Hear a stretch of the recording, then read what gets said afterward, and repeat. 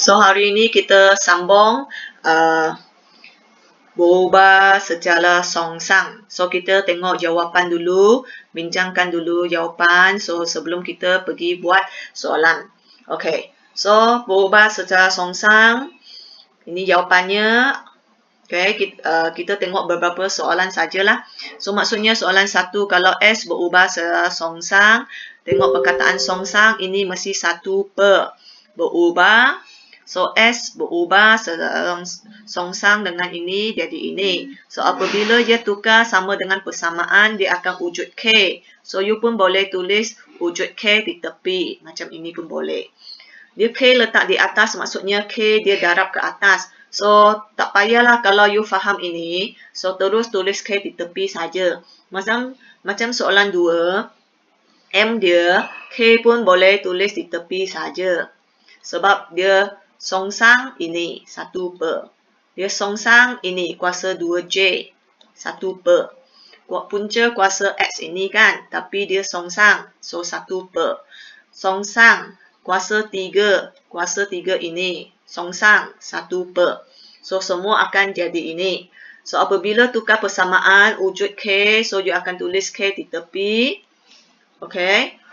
Y ini K di tepi. W ini K di tepi. Okay. So, disebabkan soalan ini adalah objektif. So, kita ikut mana yang kita faham. So, tulisan merah kamu kalau faham dengan ini, biasa kita ikut ini sajalah. Tak payah darab ke atas pun tak apa. Okay, semak jawapan anda.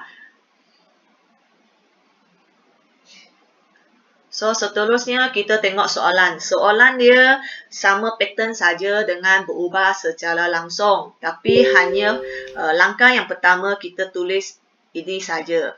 So, kalau Y berubah secara songsang dengan ini, so maksudnya berubah secara songsang ini 1 per. So, kita akan dapat Y berubah secara songsang. Songsangkan X dia lah. So, ini adalah maklumat untuk carikan K. Okay. So, apabila kita tukarkan ini kepada persamaan. So, jadi ada persamaan, dia akan wujud 1 pemalah K. Okay. So, satu persamaan yang lengkap apabila K sudah dapat dicari. So, K dia kita cari menggunakan Y 9, X 5. So, Y 9. Tukarkan tempat Y ini jadi 9. X itu jadi 5. So, untuk mencapatkan K. So, K dengan 1 per 5 ini adalah darab. So, apabila kita pecahkan, kita akan jadi bahagi. Bahagi 1 per 5. So, guna kalkulator.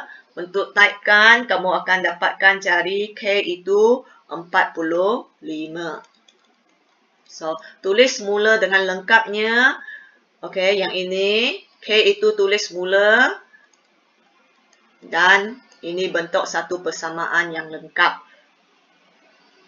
Okay, so persamaan yang lengkap ini adalah digunakan untuk mengira ataupun menjawab mana-mana soalan yang dia tanya. Sekarang dia kata, carikan nilai Y apabila X sama dengan 3. So, kita sudah ada persamaan ini. So, dia bagi X 3. So, Y tidak bagi. So, Y itu biarkan saja. So, masukkan X ini 3 di sini. Okay. So, guna kalkulator 45 darab 1 per 3. So, kamu akan dapat 15. So, ini jawapannya. So, ini jenis soalan yang menggunakan ayat. So, macam secara langsung pun sama pattern dia. Dia pun ada satu jenis soalan yang dalam bentuk jadual.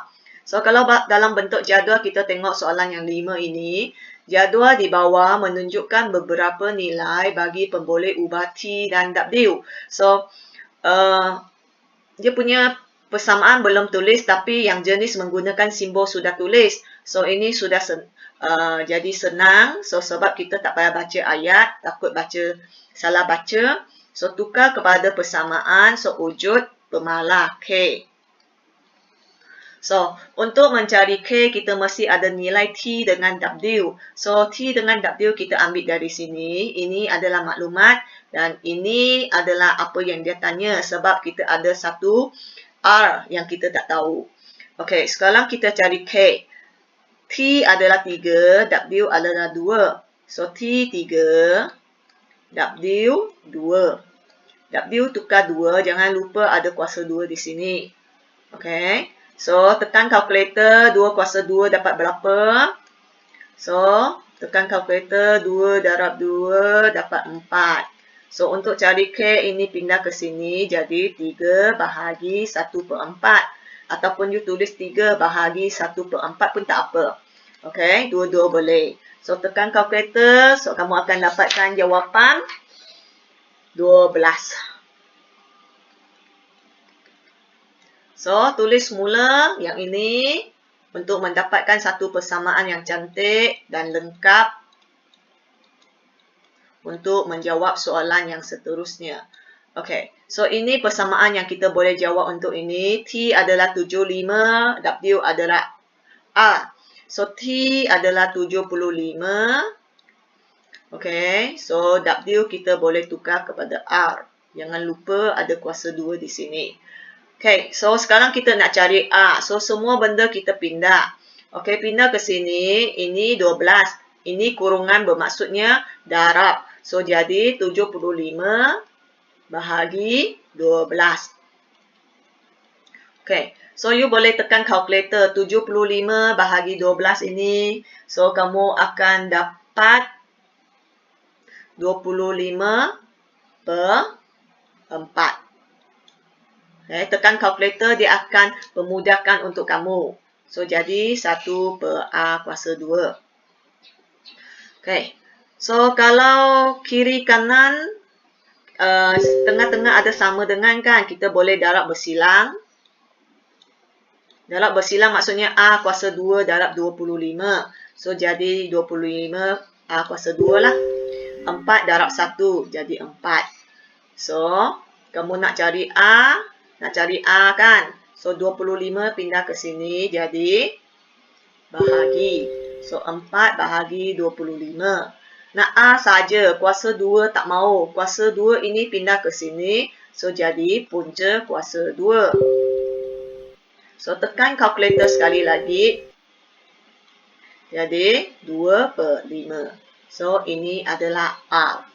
So, semua pattern soalan akan sama. Yang berubah hanya ayat dia secara langsung atau secara songsang saja. Kalau salah tulis, kamu akan salah semua. So, berhati-hati apabila buat latihan.